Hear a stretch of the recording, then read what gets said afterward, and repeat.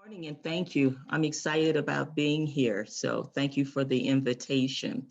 Before I switch to the slides itself, I thought it might be good to just kind of set our environment because I know we're both in Zoom as well as a live environment.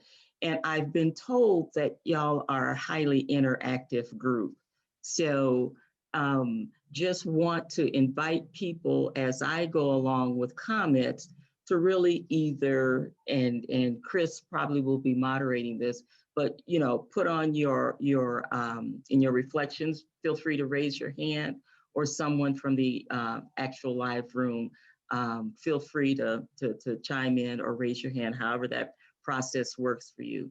So with that, I am going to bring up my slides. One of the things, and someone is going to have to tell me because as I am, and let me just back this out for a minute so I can see you again.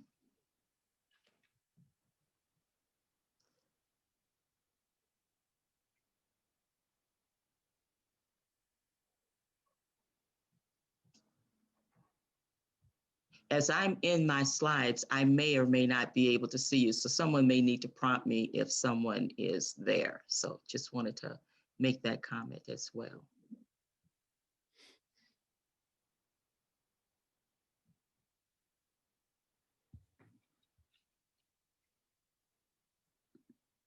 Okay.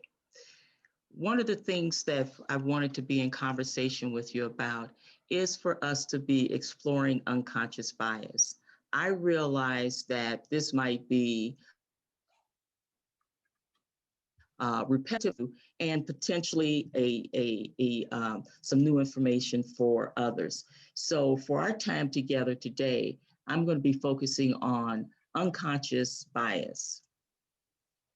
And the first part of this journey will be saying, well, what really is bias? Is bias a good thing? Is it a bad thing? But more importantly, why does it matter for us to be able to understand this? And what can we learn in terms of how we address bias?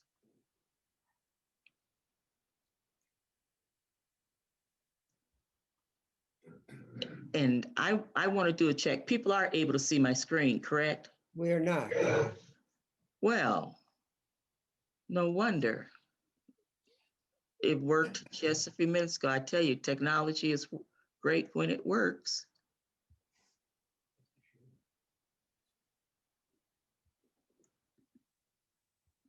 Let me go back.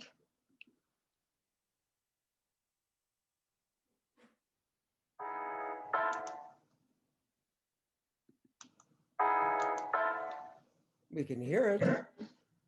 Yeah, but I'm not certain because it just worked a little while ago. Shoot, I lost it. I'm sorry about this because it just worked just a little while ago. Yeah, we gave it a good test drive, huh? Yeah, we did. So I'm not really certain why you're not able to see it. So let me just do this right quick.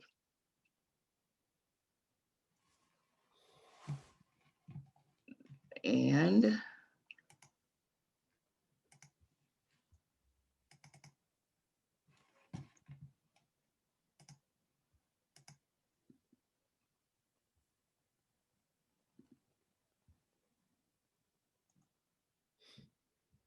So don't worry, we've got plenty of time this morning, so.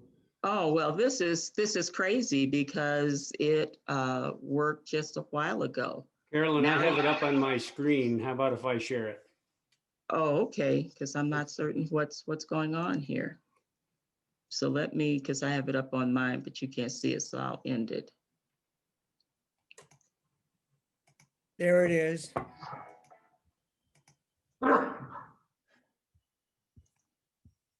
Okay, everybody see it? Good deal. So, like I said, we'll be looking at bias, why it matters, and then how we address bias. So, can we advance to the next slide? Yeah, just tell me when I'm there. Yes. Before we get into a conversation about bias, I wanted to spend a moment talking about stereotypes. because all of this folds into our preconceived notions about the other. John Powell, who started the Haas Center, as well as another founder of what he calls the Institute of Othering and Belonging, says that one of the problems of the 21st century is the fact that we other one another, that we highlight difference. And one of the ways that we do that is with stereotypes. Stereotypes, and it's important to understand this and how they differ from bias. Stereotypes are those beliefs that we hold about, quote unquote, the other, people who are different from us. Is an exaggerated belief or image, or it could be a distorted truth about a person or another group. So when you stop for a moment and think about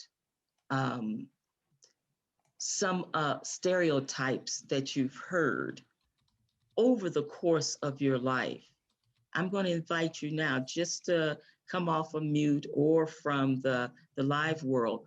What are some stereotypes about people who are different that you've heard?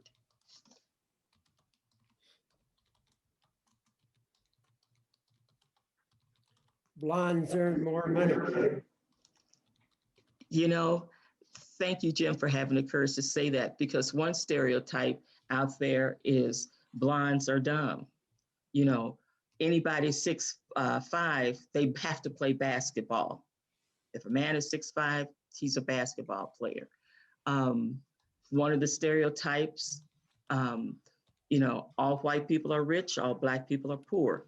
And that's just not true. But that's how we begin to stereotype. That's how we begin looking at people and othering people. Advance to the next slide for me.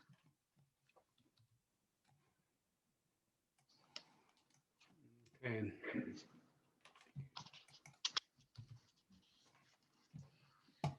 Bias is something interesting about it. Bias can be positive or it could be negative. A bias itself is just a preference. We all have preference where we favor one thing over another. Just listening to you talk this morning, one of your preferences might be maple bars over chocolate chip cookies. But when we start talking about bias and we put it within the framework of difference and othering people, that's when bias becomes detrimental to us. So bias is often based on stereotypes rather than actual knowledge of an individual or knowledge of that individual's circumstances. It's how we can categorize a group of people through how we perceive them, how we think about them, and how we organize ourselves in our minds about who they are and what they may do. Unconscious bias. Thank you so much for advancing that. Unconscious bias is where we unintentionally have viewpoints or negative thoughts and ideas about people. When I said that bias can be good and we all have preferences and our minds lean to that, I am an avid basketball fan. I grew up in Indiana, and in the Midwest, at least part of the country of Indiana that I grew up in, basketball was strong. As a matter of fact, basketball was strong throughout the entire state. When I moved to Colorado, football was the thing, and I still haven't gotten into it. I love my basketball. Now, that's an example of something that's a preference that does no harm.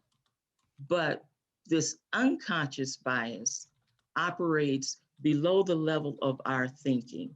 And there's actually studies out there, brain science studies, that says our unconscious level is what really guides our thoughts and our actions. More importantly, is even though we may proclaim to be um, uh, race neutral, some people say I'm colorblind, and we can get into what that really unfolds when you start unpacking that. But people who say that I have no racial animus, or I have no animus towards people who are living with disabilities, people who may be overweight, etc. While you may say that, your unconscious mind is saying something that is totally different. Bias is typically a learned stereotype that is automatic and mostly unintentional.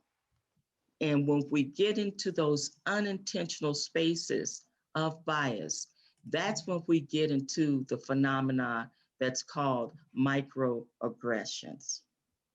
And that may or may not be a term familiar to some of you, but microaggressions are those slights, those ways in which we communicate through our language that someone is different. It's ways that we communicate through our behavior that someone does not belong. An example of some biases that I have even heard, and from my own personal experience, and this really has happened to me. I remember when I was in the private sector and I was attending a meeting, someone said to me, "CAROLYN, for a Black woman, you sure are pretty." And I had to stop and reflect on that a moment and say, is that a compliment or is that an insult? And that's what microaggressions will do for you. So the bias was African American females are not necessarily pretty, and you just happen to be an exception. So that gets rooted into what the idea of beauty is and what constitutes beauty. And when we see that and see you, you're an exception to what we think is not as attractive, not as attractive. Unconscious bias is also known as implicit bias. It's those attitudes and stereotypes that people unconsciously, all of this happens at that unconscious level, will attribute to another person or group of people that affect how they understand and engage with a person or with a group. So when we look at some of the origins, it's like, well, where does all of this come from? Where does it start? Before this, before we gathered as a group, we were having some conversations with, or at least I was having conversations with some of the Rotarians that were in the Zoom room, and we were sharing where we're from. Part of it is when we gather these biases, comes from our cultural upbringing. I will tell people, you know, the culture of Indiana is different than the culture of California, which is different from the culture of Mississippi. Each state has its own cultural presence, if you will. But then when you break it down and get into our families and some other things, we have our own cultural identity. And what are some of the things, and this is a question to all of you, and you can come off mute. What are some of the things that play into our cultural upbringing? Who are the people? What are the situations? What plays into our cultural upbringing? Very big is whether we were raised on the farm or raised in the city. Absolutely. What else? Well, certainly your parents and how you hear them talk, and your neighbors and your parents' friends. Yeah, and thank you, Mike, for having the courage to say that, because that is really true. Any other spots that influence our cultural upbringing and our perceptions of people? I think your environment and the diversity or lack of diversity in your school. Thank you. That's another one. School is really a critical piece. The other thing that you have to stop and think about, and it was interesting to me because while I have attended another Rotarian meeting, in all candor, this was the first Rotarian meeting that started off with a prayer. So one of the things that also shapes our culture and our belief is our religiosity, whether we are people, if we identify within some religious tradition or if we don't.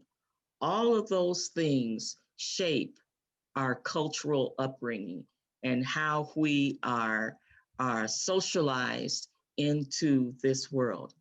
Our lived experiences, being in what we call rural area, being raised on a farm, as opposed to urban areas, and what those experiences are like for us. And I will tell you, we are all socialized, and I need for people to hear this because we may not be able to unpack this term, but you will hear a lot of people say, and there's studies around this, that we're socialized within a white supremacist society. And what that means is the normative behavior, the way of being is shaped by the dominant culture of whiteness. It is not calling anyone necessarily, it's not calling anyone, a white supremacist, but the order or the way of thinking, the way society is organized is crafted around the dominant culture of whiteness. So we're all socialized within that thinking of what becomes normative. Our history also shapes how we perceive bias, and how we can become biased. Mass media is another variable that impacts us. And then finally, um, uh, uh, when we think about uh, how bias gets perpetuated, we will stay in what's called our in group. And we have in groups and out groups. And our in groups are those individuals that we run around with, we hang out with, we socialize with, who think like us, who behave like us, who are maybe within our own social category, our social economic status, etc. So if we create intentionally or unintentionally in groups and out groups for ourselves. So then I always kind of end with, so what, now what? And I don't know, I will try to bring up the slides again. Can you bring up that final slide for me? If not, I'll talk through.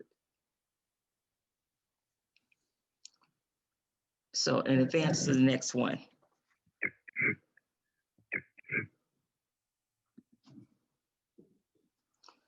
I always say, so what, now what? One of the things that I think when we start talking about bias is to really be aware that bias exists. This is not, this is a phenomena that's real. It is not imagined. So in order to reduce bias, we need to be very conscious of it and our role in perpetuating it. The other thing is when we look at bias reduction, is to challenge your own perceptions, your own beliefs, as well as the beliefs and perceptions of others. Question yourself as to why you're thinking a particular way about a group of people or an individual. And when you hear something or see something, how can you then raise the awareness of those individuals who may be saying or doing something coming from a lens that is biased? Another thing is to be able to be in dialogue and to not be fearful of being in dialogue. One of the things that I've learned when I am doing this work of creating cultures of belonging, one of the greatest fears that I have encountered is the fear of white people being called a racist. And I've always said, until that fear, until having the courage and speaking up and speaking out and learning becomes greater than the fear of being perceived as a racist, then we're going to stay to a certain extent in this state of tension where people who are really honestly and genuinely good people are afraid to contribute because they don't want to carry a label. And that's why I say I invite conversation so we can co-create this environment that we want to see. Another thing someone mentioned, and I don't know who, when we came onto the call today, that they were in a meeting yesterday where they were talking about diversity and they were talking about inclusion. And that's great to be able to create inclusive meeting practices and places of being to where you can be involved with one another. I think something that's at the core of Rotary, and I need someone to correct me if I'm wrong, because you operate at an international level and you do some really good work within the United States. So that tells me you're putting yourselves in positions where you will be with people who may not necessarily look like you. That is a strength, and how do you build on that strength? It's a strength because you can learn more about individuals, about their culture, and how you yourselves can create this culture of belonging. And I always invite people to be curious, to be able to ask questions, to be able to, in a respectful way, to really find out and to receive information about people who are different from you. So those are some things that I advocate and that I would suggest when people say, what can I do in examining my own bias? But more importantly, what action can I take to ensure that we're creating our beloved community, that we're creating the society that we want to see, be part of, and live in. What questions might you have or comments?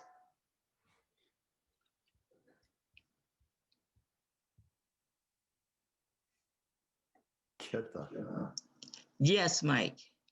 So, Carolyn, have there been any studies done on the impact of the media? You know, like I'm really pleasantly surprised by the way so much of the media is showing the things that, like, I grew up being prejudiced against, right?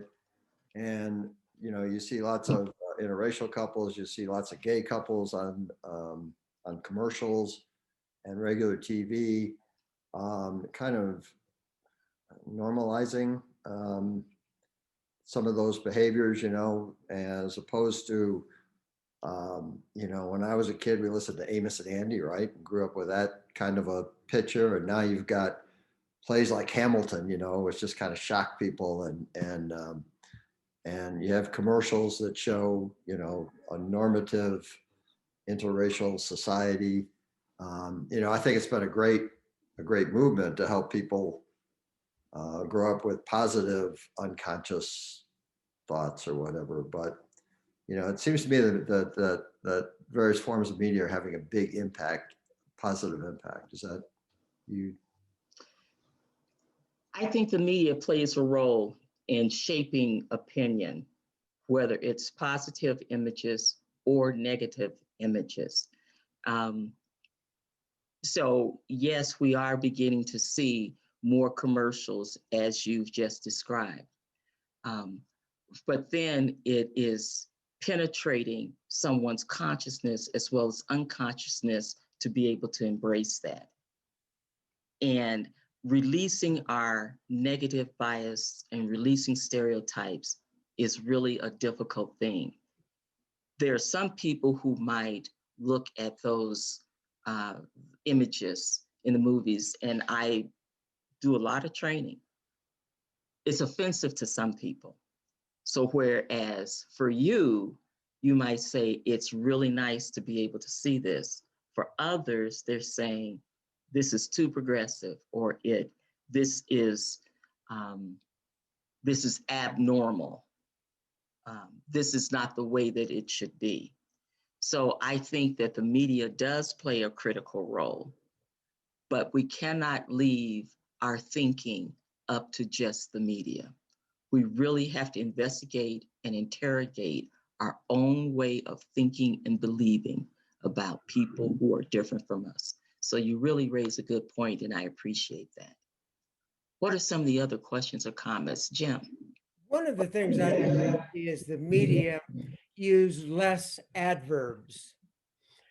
They constantly define the robber was black or white or green or brown or whatever. We need to use less adverbs and more generalities so that we don't focus. Even a lot of our forms and charts, we have to fill out our nationality and everything. I want to see a society that focuses less on boundaries and lines. And getting rid of some of the adverbs for me is the ways that we should do that. My comment. Yeah. Peggy? I had the privilege of working alongside a gentleman by the name of Bill Gwaltney in the National Park Service, Black gentleman. And he taught me some issues about education where we're lacking. He pointed me to learn about the Buffalo Soldiers, the Black Wall Street, and other things. And it caused me to think about our education system.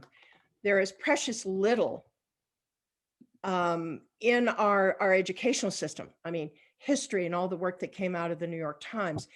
How do we wrestle with changing that so that at least our children have a more equal footing? I mean, how do we move past the fight of even having other than the winning generals in history? How do we really get our system to include that? I don't know if there's a silver bullet answer to that, because that is an excellent question. What I do believe is this, that we need people who really embrace this notion of broadening our history. I was disturbed when I read in our little local newspaper that the writings of Toni Morrison, and some of you may or may not know who Toni Morrison is, but she was African-American author. She won the Pulitzer Prize. I mean, at one point, I don't think it was of Illinois, but she was a poet laureate. And in one library, they excluded her books. They took her books out of the library. And I thought to myself, whether you agree or you disagree with her writing, which is absolutely lovely, that's one way that people can learn.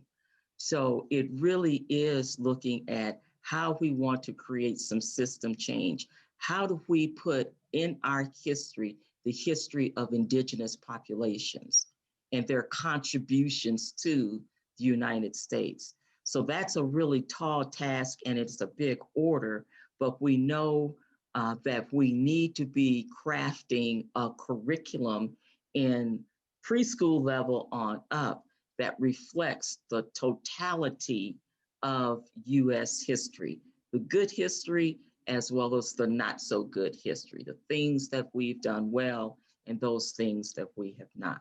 So like I said, there's no silver bullet answer to that. I just know that as we start looking at book publishers, who sets the curriculum within the school district, who sets the textbooks that are going to be used across the United States, who governs that, how is that controlled? And then I tend to be more lean in on public policy sort of things. What type of policies need to change in order for us to have an educational system that reflects the totality of our US culture? So that's the best And I don't know if others might have thoughts about that as well.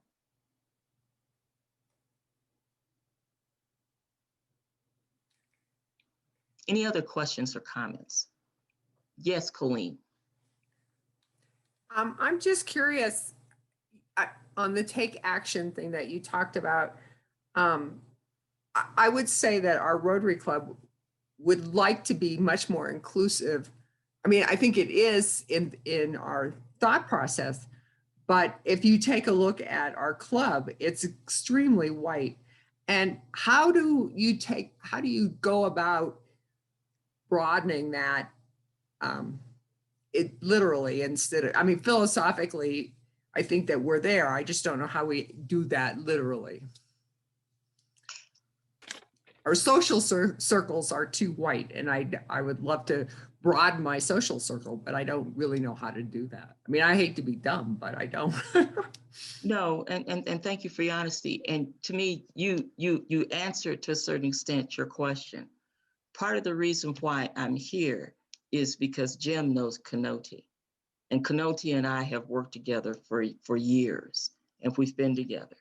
So when you said expanding your social circle, I was doing some work for the foundation community a few years ago and actually wrote an article on it. And in my research, and this was about 5 years ago, so this data is 5 years old, but something you said may still be relevant, is that it was 75% of white Americans only socialized within their social circle. So the foundation community was having difficulty bringing in people of color. And what's happening is until people are willing to go outside of their social circle to be able to build relationships with other people. You know, when I was working with one nonprofit, I asked the question, I made like a hub and a spoke kind of diagram and said, you're in the center. So when you look at your social activities, who in your social network is a person of color, or who might be a person who's living with a disability? What does that look like? If each one of you start diagramming out your social circle, your neighborhood that you live in, if you have a religious affiliation, what that might look like. If you have some contact with an educational system, what does that look like? And then start asking yourself, where am I in a position where I'm meeting people who are different from me? And if you're not in that situation, then what are some activities that I can consciously engage in to where I can learn about another group? When I was doing some work a few years ago, I was always told that the quote unquote model minority were people out of the Asian community. And that was perplexing to me. I couldn't figure out, first of all, what a model minority might be. So what I did to learn about the Asian community is I volunteered with the Asian Pacific Development Center and eventually got on their board. I learned about the issues that were important to them and what was happening in their community. So I use that as an example to say, if you want to broaden if you want to increase diversity within your Rotary, then it's stepping out of your normal sphere of doing things and meeting people who are different from you, forming relationships and bringing them into Rotary. Because I'm to a point in my life right now, I don't want someone to invite me into an organization just so they can have some diversity. I need more than that. I need to be in relationship. And that's what's important. Was that helpful, Colleen? What other thoughts or reactions might you have? I don't know how much more time we have. Yes, Ken. Carolyn, thank you for coming and sharing time. This is such a deep issue for us right now, and I want to see our club make strides. And I was just taking notes, and I appreciate a couple comments that you made. first of all, just being aware that our culture is a reflection of the environment that we're in.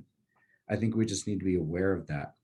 And also, one of your greatest fears is that one group might feel that they are racist because they are acting the way they are. I think those are really just very, very basic points that we need to grasp and we need to understand as we move forward. But my question, and probably more of a comment, is for a group like ours, or a group like Neighbors, or a church group, or a social group, having this discussion, could you compare and contrast an internal conversation like we're having right now, and how important that is as a basis to then, as you say, be curious, be engaging with another group? How do those two work together? I know they're not mutually exclusive, but it seems to me that perhaps a group needs to kind of establish their base level first before they engage with another group.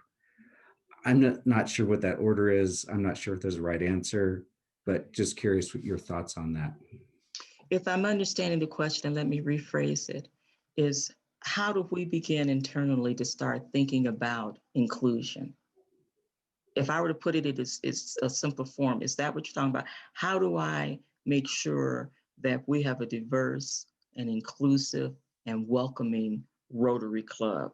Is that what you're asking? Yeah, and then how do we then take that to outside of our club? What is the order of events? How do they work together?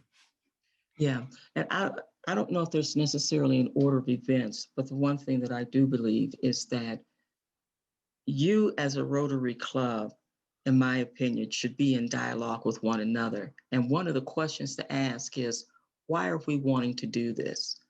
Why do you want your club to be inclusive?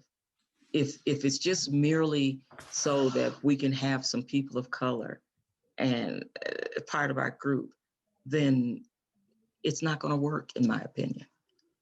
People want to be in relationship with each other, and they want to be in what I call right relationship with each other. When I was listening to all of y'all talk when you came in, I can tell that some of you have been friends for a long time, in just the way that you engage with one another, in just the way that you were curious about Don and his injury, the way that you were curious about someone's spouse.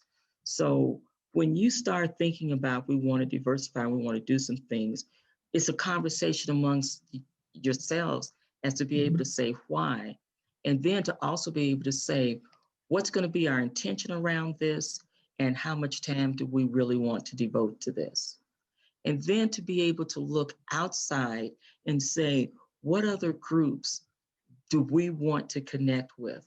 How do we want to be in service? And not in service in a way that we're coming to save you, but in service in a way that we want to be able to be supportive.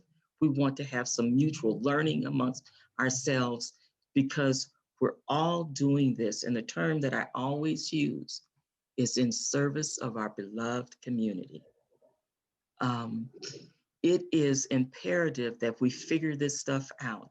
And Rotary and all other organizations are key to this. So it's, first of all, you defining what it is you want for yourselves and why. Secondly, is what does equity look like for us?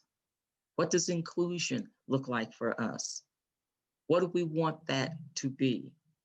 And then what changes might we need to make in order to make sure that our environment is welcoming? And then as we extend out, what networks do you have? I know Jim has a network, and Jim is the only person within your group that I know. But who amongst you have some inclusive networks to where you can start being in conversation with others to be able to say, we would like to really expand and we'd like to be inclusive. You know, what are you doing that we can support? You know, and with that, I'm just talking off the top of my head because I don't know all of the program of work for Rotarians. But how do we partner with other people to be able to do our work? Is that helpful, Ken? That's great. Just the first of all, establishing what do we want to do, and then being very intentional about it. And there's so many different avenues there. So thank you. Thank you.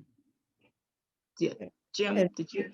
Yes, and can we carry that very conversation, which is so wonderful, into the community? And Mike Besser maybe can weigh in. The other few weeks ago, the city had a diversity program, and it was mentioned that the city of Golden is up to 1.8% people of color. Why is the city of Golden not? Why is it so white? In other words, in a word. Yeah. Carol, I'll let you answer that question, Carol. No, I know I have an answer, but I'm curious about yours, Mike. So why don't you go before me? Yeah, Jim, I don't know. I haven't looked at what the city's doing now on diversity. I really applaud this council. I think, it's a long history. I think, Golden was a very tight knit factory town for years and years and years. And, we had big struggle between the old timers who didn't want any change and new people. And, I think that's that's the history is part of the problem. We need time to fix it. Yeah, I did forget that Golden is where they burned the crosses on the mountain too. Oh yeah. Yeah. No, the Ku Klux Klan used to meet. Yeah, it was very, very active, and a lot of those people, most of those people are gone now, so that's good. But The families are still there, though. I'm wondering. well, yeah, a lot of that was passed down, and of course now, it's such an expensive place to be. That we're not bringing in enough young people, and we're not bringing in enough diversity of population. I think that it's I think we've done a really good job with our police department, for example. I don't think that at least as of 5 years ago, I don't think we had any problems. Along that line. So I think there's hope, and I'm really glad to see council taking an active role to try to do something about it. And I think it's important if you just step back and you look at the United States as a whole and how the United States grew and how communities were formed. There is a mountain of evidence out there. There's enough stories about racial segregation in the United States that was intentional. Our public policy has shaped what our communities look like now. We're all familiar with redlining and the impact of redlining on our communities. Redlining was very strong in Colorado as well as other parts, that only people in certain communities could live in certain areas. So when you look at the history of redlining, you look at the history of how people were able to finance homes. If you look at the GI Bill and how the GI Bill was passed, and the way that it was passed, there were certain communities, as you may or may not know, that was left out of the GI Bill. In order for the GI Bill to pass, the southern states made sure that people were farmers, domestic workers, would not have access to the GI Bill. So you couldn't purchase homes if you were a person of color or if you lived on a farm. And or a domestic, that was the other thing. Because during the time of the passage of the GI Bill, the number one occupation for people of color were being a domestic or being out on farms. So you have to take in consideration of just how the United States was formed and how your communities were created as to why they look the way that they do right now. It wasn't something that just started 20 or 30 years ago. We go back a long way in terms of residential racial segregation, and public policy fueled what we have today. So even though people may die out, what we're really going to have to shift, to get back to Colene's point of view, is to say, how do we start looking at policy, and how does policy include some and exclude others? Thank you, Carolyn. It's really a very informative presentation that you've made for us. Look, we have a ways to go. We have some work to do, but we're making progress, I think, in the fact that we're talking about these issues and we're trying to understand it and resolve some of these things. In recognition for your speaking here, please know that we support a lot of youth programs here in Golden Scholarships at the high school and the vocational school, youth leadership programs, our youth exchange program, and other things. So thank you so much for sharing with us today. So let's give Carolyn a round of applause.